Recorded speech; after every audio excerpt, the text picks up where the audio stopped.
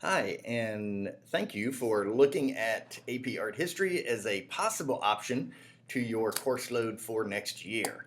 I am Mr. Schuler, and I am one of the instructors for the course. And so let me kind of briefly walk you through what the class is, what the class isn't, maybe clear up some expectations, things like that. And if you have questions, at the very last slide, I'll have contact information for me. So let's get going. So what is AP Art History? So it is a whole bunch of images, 250 image sets that contain 403 images itself. So as we go through the slides, you're going to see some of those. Of course, I couldn't put all of them on there because we just don't have the space, but it does give you an idea on the breadth of images that we will be studying next year. All the way from prehistoric cave paintings, all the way up to contemporary times of today. So let's take a look at some of the things that are probably on your mind. So first, what are the prerequisites? So one, you've got to be a sophomore or older. The other thing we really look at is you either should have already taken world history, or you should either be in AP World History or World History.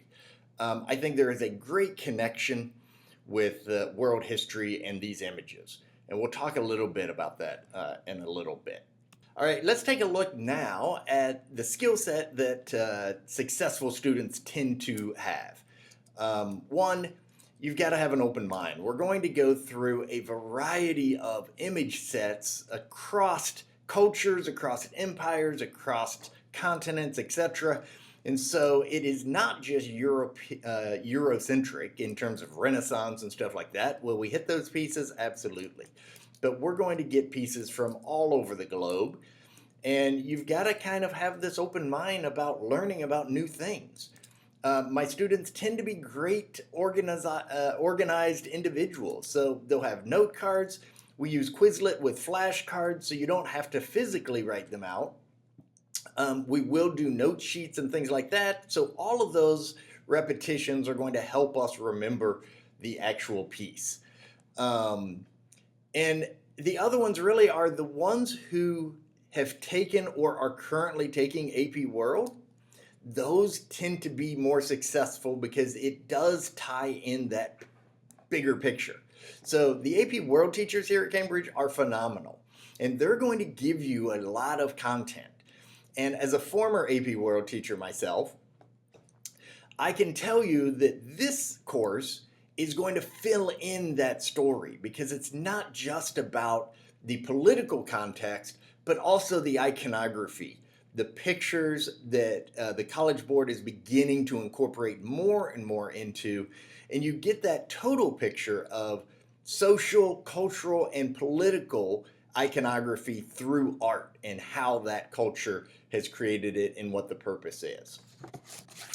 Now let's look at the course workload, because that's ultimately what everybody says. How hard is it, and how much do I have to do every day? Well, one, it's 250 image sets. And I know it sounds like a huge amount of work, but we try to really chunk this. And so we go through 2 to 3 images a day, and that's it.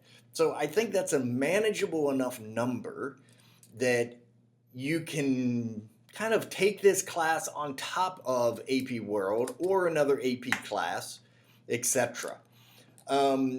We are constantly trying to find time in the school day that lets you kind of either get a head start or get caught up during the class period itself. So while we go through 2 to 3 image sets, several days we try to give you time in the class period itself. All right, courses of study. And so here's essentially how the semesters are broken down. I'm not going to go through them specifically, but in the first semester, we're going to go through prehistory, all the way early stuff, Mesopotamia, Egypt, Greece, Rome, that early Gothic, Romanesque, etc. We're going to then go over to the East, go through Islamic architecture and art, the art of Hinduism and Buddhism, and then art from the Americas. Second semester, we start with the Renaissance, and we really kind of move from there all the way up to contemporary time period. And so contemporary, we're talking about things that are going on now. So even if they're not in the image set, we're constantly bringing images in that are going to reinforce previous concepts. All right, so now let's take a look at the AP exam format. So how are those images going to be tested? And we try to emulate the exact same thing that the College Board is going to do to you in May. And so our tests generally have a combination of free response as well as multiple choice. So in May, you're going to have two sections. The first is multiple choice. You have 60 minutes to do 80 multiple choice questions. Some of those are going to be from the image sets. Some of them are just rote memorization. Some of them are going to be images that you may not have seen, but are tied to an artistic tradition within the image set. And then the second part are going to be 6 essays or free response questions. So you'll have 2 long FRQs, one on comparison, one on visual and contextual analysis, and then you're going to have 4 short FRQs, and those take about 15 minutes each. And you've got visual analysis, contextual analysis, you have attribution and continuity and change for those images. So that is pretty much the course.